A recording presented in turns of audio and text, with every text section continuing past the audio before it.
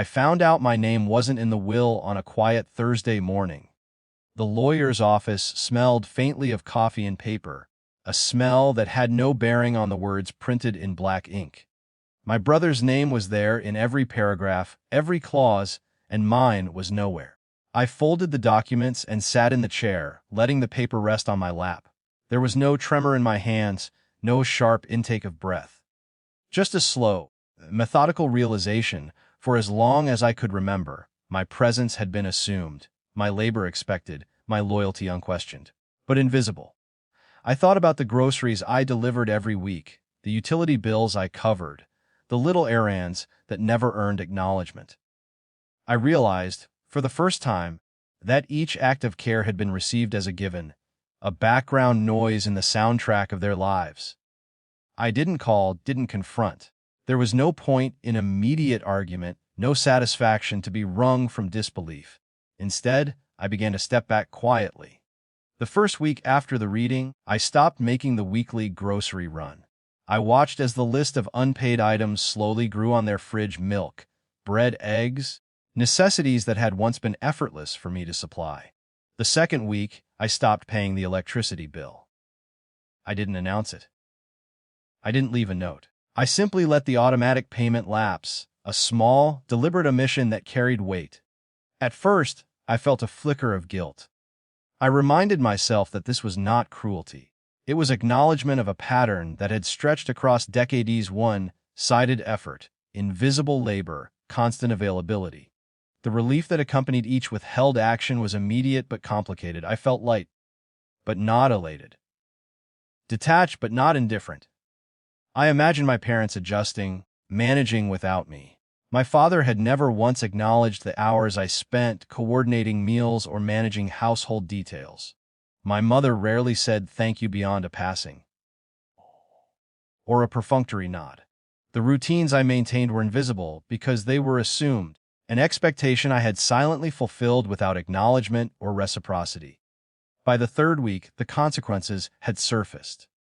I was in a meeting when my phone buzzed. A terse message from Dad: "Lars, the power just got shut off!" No greeting, no explanation. "No, can you help?" I stared at the text, noting the rhythm of the words, the absence of emotional cushioning, and the implicit demand for outrage or apology that was not forthcoming. I typed a reply, calm, precise, and unflinching. Not my house." I sent it and put the phone down. I didn't linger. I didn't argue. The shift was complete, subtle, but undeniable. Responsibility and consequence had moved. My absence now carried weight, not my presence. That night, I sat on the balcony of my apartment, coffee in hand, watching the city lights flicker. A quiet satisfaction coursed through me, not the kind that screams victory, but the one that settles in the chest with the measured rhythm of self-respect. My parents' reliance on me had been absolute for years. Now, for the first time, they faced the practical reality of life without my labor. I remembered other times, the birthday parties I had planned alone, the minor emergencies I had handled without thanks, the family gatherings where my contributions were assumed and my presence minimized. Each memory was a stitch in the fabric of recognition. I had long given, long cared, long anticipated reciprocation that would never arrive. There was no glee in the utility shutdown. Only awareness. I had not sought punishment. I had sought acknowledgement of my own agency, the right to withdraw from unbalanced labor. The message I sent, brief and devoid of flourish, it carried more authority than any argument could. In the days that followed, I noticed small, practical consequences unfolding. My parents scrambled to pay overdue bills. My brother had to cover the grocery deliveries I had once managed. The minor inconveniences they experienced were not dramatic, but they were precise, a quiet realignment of responsibility. I didn't gloat. I observed, cataloged, and let the effect settle. I thought about the emotional cost, my own lingering attachment to routines, the unacknowledged care I had once provided, the faint ache of years invested in invisibility. But I also felt the weight of boundaries, the clarity of control that came from withdrawing without spectacle.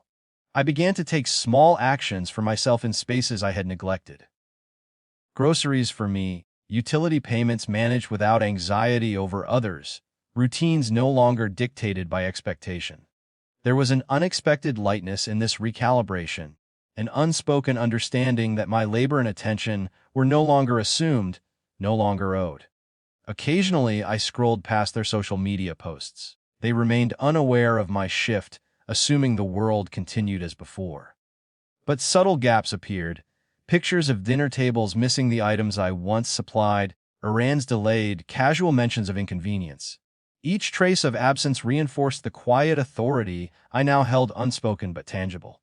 Weeks later, I received a message from my mother, apologetic in tone, laced with the kind of acknowledgement that had never come before.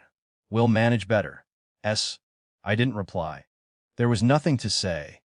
The acknowledgement, delayed and insufficient, mattered less than the fact that I had created the space for it by stepping back. My presence was no longer assumed, and my absence carried consequence. Sitting again on the balcony, coffee cooling in my hands, I realized the subtlety of this victory. It was not loud, not celebrated, and not without complexity. Relief and lingering sorrow existed side by side. Control, autonomy, and self-respect had been claimed quietly, methodically, without drama. I understood finally that care can be withdrawn as a form of authority, that absence can carry weight, that boundaries can create their own kind of consequence. I didn't need acknowledgement to feel empowered. I didn't need gratitude to feel justified. The shift had been complete, calm, and unshakable. Life continued. Bills were paid, groceries managed, routines adjusted. I observed, detached yet aware, a silent force in the background. My withdrawal was not cruelty. It was recognition, acknowledgement of the pattern of my life, and the agency I had finally reclaimed.